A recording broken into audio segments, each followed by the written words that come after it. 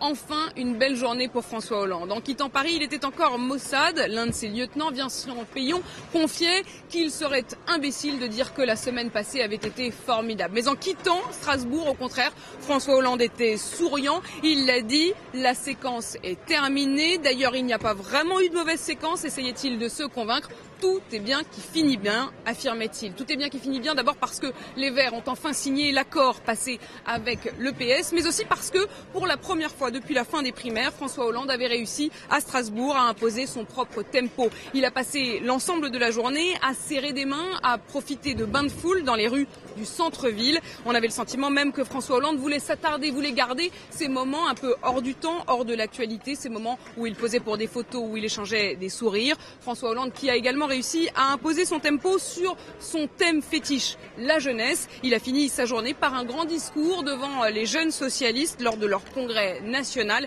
Il a appelé la jeunesse à se soulever, à avoir de l'audace. Écoutez. Je vous fais confiance, vous la jeunesse, pour nous donner cette audace supplémentaire. Ensemble nous gagnerons. Vive la jeunesse du monde, vive les jeunesses de France, vive la République et vive la France.